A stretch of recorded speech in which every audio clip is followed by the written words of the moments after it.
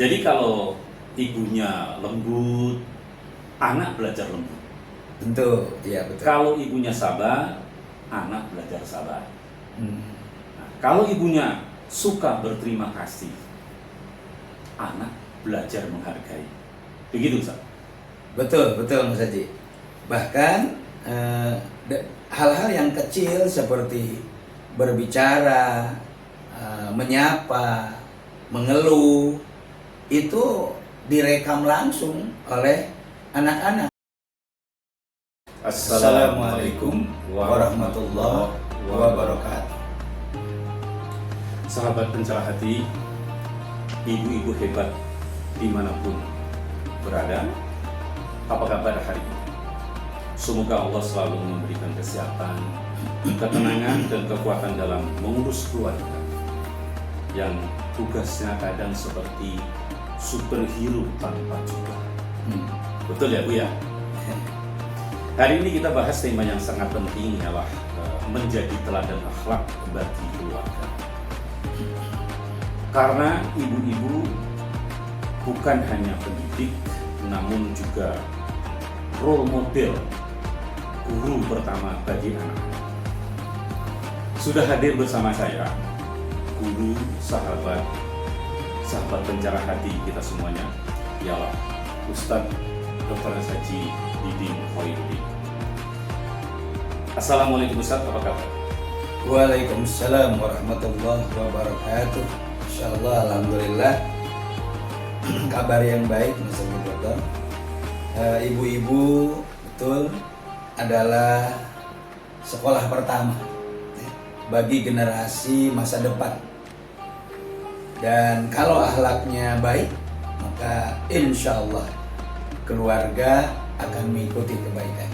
Betul Ustaz. Jadi ada pepatah Arab yang bilang al-ummu madrasatul ula. Ibu adalah madrasah pertama. Makanya tema ini menjadi penting sekali Ustaz. Banyak ibu-ibu sekarang menghadapi tantangan besar, sosial media, tuntutan gaya hidup, sibuk bekerja, sibuk mengurus anak, yang membutuhkan energi yang besar. Bagaimana Islam memandang peran ibu sebagai teladan pustaka, teladan untuk keluarga? Ya. Insya Allah, ini tema dari materi yang sangat penting buat pembinaan anak-anak masa depan. Ya. Ini benar sekali apa yang tadi tersampaikan, di mana Allah Subhanahu wa Ta'ala dalam Al-Quran surat Al-Ahzab ayat ke-21 kembali Allah mengingatkan, laqad kana lakum fi rasulillahi uswatun hasanah. Sungguh pada diri Rasulullah SAW terdapat teladan yang baik.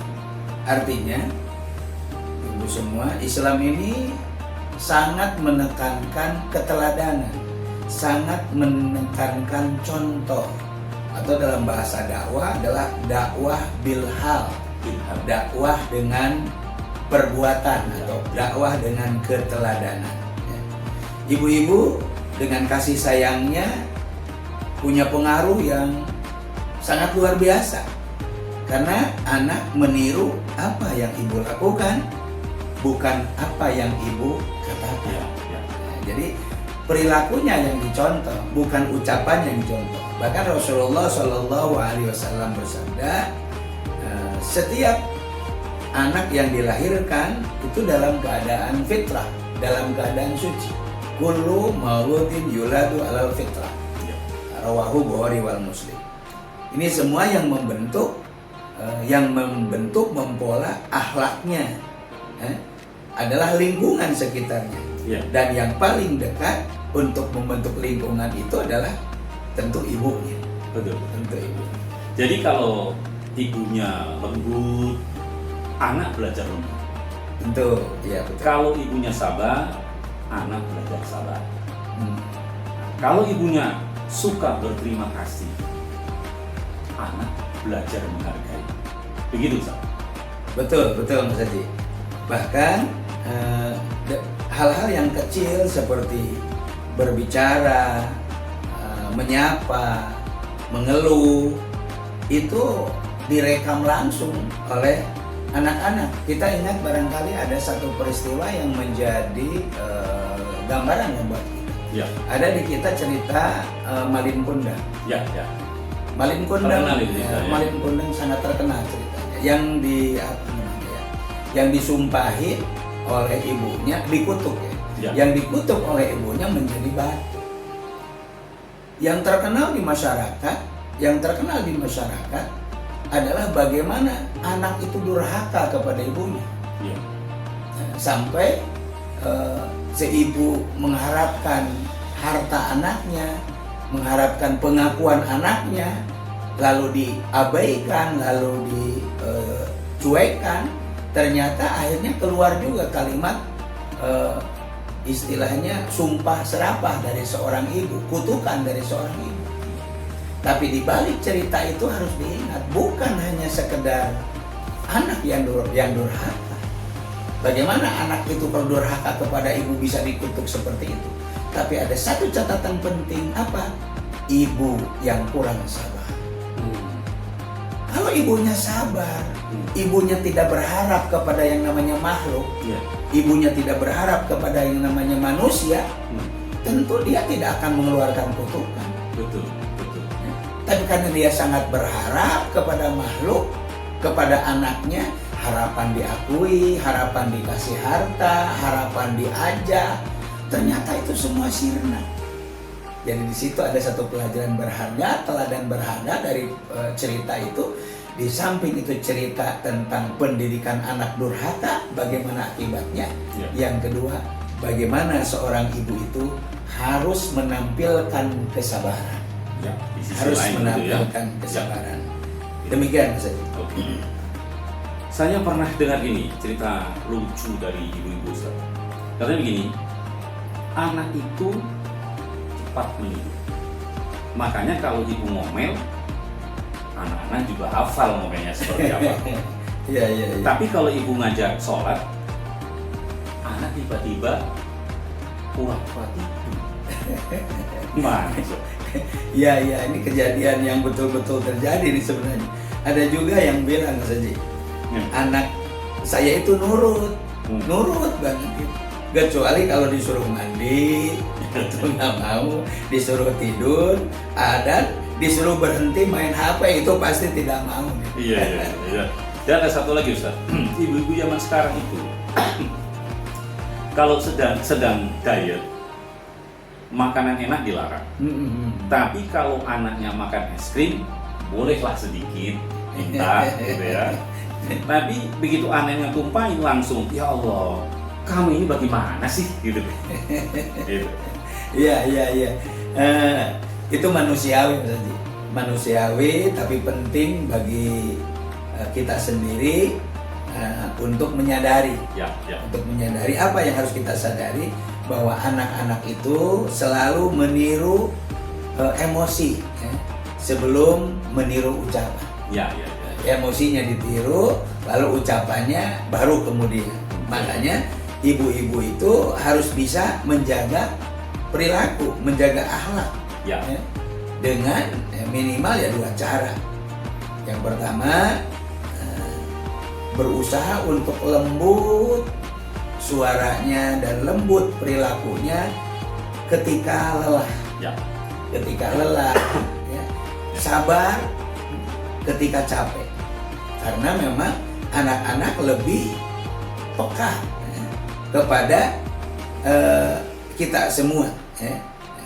Ini yang barangkali perlu dijelaskan, di mana lembut ketika lelah itu ya sulit untuk dicontohkan karena lelah. Kadang-kadang emosinya tinggi. Betul. Atau mungkin sabar ketika capek, ini juga sulit. Maka disinilah yang dibentuk, yang dituntut adalah latihan pembinaan kepada diri sendiri dan kepada anak-anak kita. Gitu. Masya Allah. Jadi meski bercanda, pesannya besar. Akhlak ibu itu adalah gelombang yang menyebar ke semua keluarga. Gitu ya. Ustaz, mari kita buat praktis agar mudah dipahami oleh ibu-ibu. Apa 4 langkah sederhana agar seorang ibu bisa jadi teladan akhlak. Baik, ibu-ibu yang berbahagia, ada 4 langkah yang praktis dan boleh dibilang mudah. Boleh dibilang mudah. Yang pertama adalah akhlak kepada Allah. Spiritual GPS, akhlak kepada Allah. Bagaimana kita menempatkan Allah, bagaimana kita memuliakan Allah, itu langsung dicontohkan kepada anak-anak kita. Ya. Contoh menjaga sholat. Sholat itu bukan hanya sekedar sholat, bagaimana kelembutan, ketenangan dalam mengambil air wudhu, bagaimana ketenangan ketika menggelar sejadah, bagaimana ketenangan ketika takbiratul ihram, ketika ruku, ketika sujud, itu semua menjadi contoh bagi anak-anak kita. Ya. Sering sekali kita, kenapa anak-anak kita kok sholatnya itu gerasak gerusuk, kok cepat sekali? Ini salah satunya adalah apa yang dicontohkan oleh ibu, khususnya keluarga, kepada anak-anak di bidang sholat. Yang kedua, berdoa. Berdoa di depan anak, ini akhlak kepada Allah. Dan ada satu keterangan di mana alam ini merekam apa yang diniatkan, apa yang diucapkan oleh seorang ibu. Jadi ketika anak kita tidur, lalu kemudian kita berdoa, ya Allah panjangkan umur anak hamba, solehahkan anak-anak hamba, bimbing ke jalan yang benar, jangan sampai gampang mengikuti perangkap yang salah. Nah, walaupun anak kita tidur, ternyata aura tembok, aura udara itu meresap kepada jasmani dan rohani anak. Nah, ini yang barangkali sering kita yang kadang berdoa itu pengen didengar langsung, padahal doa ketika anak tidur itu semua juga akan ada media itu yang menyampaikan pesan kita kepada anak kita walaupun sedang tidur. Termasuk di dalamnya membaca Al-Quran. Kalau kita punya orang tua rutinitas membaca Al-Quran, insya Allah anak juga akan rutinitas membaca Al-Quran. Anak melihat dan akan tumbuh dengan melihat keteladanan daripada orang tua. Yang kedua, Mas Haji, ibu-ibu yang berbahagia, akhlak dalam emosi. Yang sering dekat dengan emosi seorang ibu adalah sabar dan kelembutan. Sabar dan kelembutan. Seperti cerita tadi tentang Malin Kundang, kalau ibunya sabar, tidak akan pernah mungkin Malin Kundang jadi batu. Kalau ibunya sabar. Kenapa? Karena ingat, siapa yang bergantung kepada makhluk pasti akan kecewa. Tapi siapa yang bergantung bersandar kepada Allah, insya Allah tidak akan pernah kecewa. Dimana emosi, sabar dan lembut itu menjadi pegangan utama bagi seorang ibu. Tidak harus sempurna tentu saja. Cukup kontrol suaranya, tidak meninggi, juga jaga nada bicaranya. Sehingga kalau itu keluar dari hati, maka insya Allah akan sampai kepada hati. Jadi hati ibunya lembut, insya Allah anaknya juga lembut, karena hati akan sampai ke hati. Tapi jika kita tidak menggunakan hati, maka tidak akan pernah hati anak kita tersentuh oleh ucapan kita. Ibu yang berbahagia, yang ketiga, akhlak dalam berkomunikasi. Komunikasi, di mana komunikasi ini adalah satu pertemuan baik dengan rasa, baik dengan ucapan ataupun dengan tindakan. Ini adalah komunikasi dengan tindakan. Ada arabaan, ada sentuhan, ada beleyan. Ini komunikasi. Seperti misalnya berkata jujur. Bagaimana ibu memberikan pengertian kepada anak tentang kejujuran, Bu. Tentang kejujuran. Kenapa? Kejujuran itu puncak ibadah akhlak. puncak ibadah akhlak. Jadi akhlak itu diawali dari kejujuran. Ya. Kenapa? Sehingga Rasulullah SAW mendapat gelar Al-Amin, orang yang jujur, orang yang dapat dipercaya. Itu jujur, ya, kepada suami, kepada anak. Jadi jangan sampai kita berkata nanti ya beliin balon, tahu-tahu siangnya nggak dibeliin balon. Anak kan bertanya, oh berarti kalau pagi ngomong balon siang nggak dilaksanakan. Itu juga itu kebohongan, terekam oleh anak kita. Jadi kalau kita janji nanti dibeliin balon ya harus usahakan, buktikan ucapan itu untuk dilakukan kepada anak kita. Yang kedua, akhlak dalam komunikasi itu adalah tidak membentak. Ya. Tidak membentak ini berat, Bu. Berat banget. Tidak membentak. Kenapa? Karena manusia itu lebih dipengaruhi oleh emosi. Betul. Betul. Lebih dipengaruhi oleh emosi, dan emosi ini spontanitas. Ya. Spontanitas, maka janganlah membentak. Kalau bisa cari dulu dengan berbagai macam cara Ya. pikiran kita untuk tidak sampai melakukan bentakan itu. Termasuk meminta maaf. Meminta maaf bila ada kesalahan. Bahkan jika pun tidak salah, orang tua memberikan contoh kepada anak. Maafin kesalahan ibu, maafin kesalahan mama. Padahal nggak salah.